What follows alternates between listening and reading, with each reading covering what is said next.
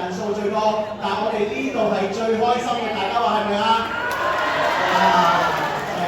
我諗真係隔住到房門都聽到你哋歡呼聲啦。OK， 嗱講開世界盃，大家都知啦，世界盃咧其實真係要攞到冠軍咧，真係驚濤駭浪嘅喎，又要踢外圍賽，跟住又小組賽，跟住淘汰賽，跟住8強、4強，跟住又決賽喎，仲可以攞個杯喎。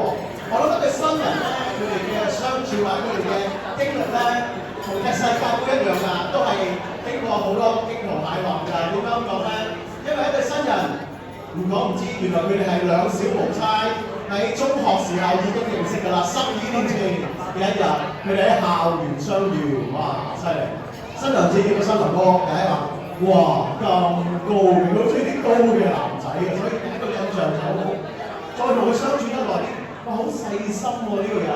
所以真係新娘咧，成日話咧，阿 Wilson 一碌木咁樣，但係一碌木嘅好處係咩啊？佢成為咗新娘子嘅樹窿啊！大家知咩叫樹窿啊？有咩都可以同佢講，呢一碌木從來都唔會指指點點，但係你應該點做，應該點做，應該點做，只不過好默默、好細心咁樣聽 Novia 嗰一句説話，給予支持。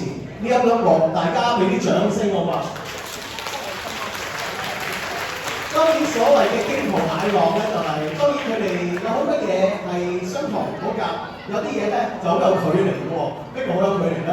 嗱，首先身高上已有距離啦，阿新郎哥好高嘅米8㗎，咁 Novia 咧就比較嬌小㗎，咁我唔知佢哋 kiss 嘅時候會唔會都好辛苦住佢啦。係啦，咁另外咧，當然佢哋由中學時代一路認識，但係中間咧，其實佢哋分開咗5年咁多嘅喎。嗱，唔好諗錯咗，佢哋冇分到手㗎，一路嘅一齊。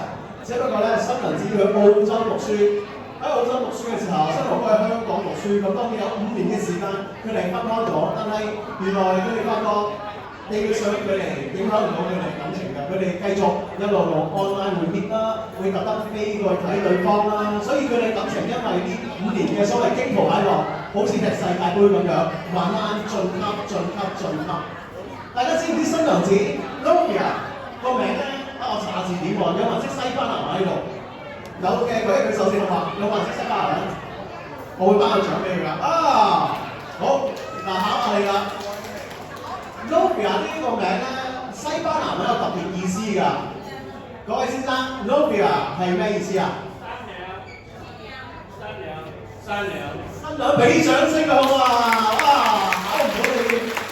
因為呢個名咧係講得啱，係新娘意思。原來咧，其實咧係代表親密嘅伴侶，你可以話係 Novia。大家下次咧見到 Novia 對 Novia 朋友咧，原來 Novia 名咧可以有3個階段嘅，可以係女朋友，可以係你準太太，同埋新娘都係㗎。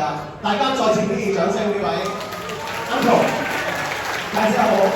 就好似世界盃踢由外圍賽、分組賽、8強、4強咯。佢哋一路經歷咗唔同人生嘅階段，到今日佢哋贏咗佢哋人生嘅世界盃啦。OK， 所以今日大家嚟 fans 見證住佢哋攞到一個好美滿嘅獎項，就係永一木啦。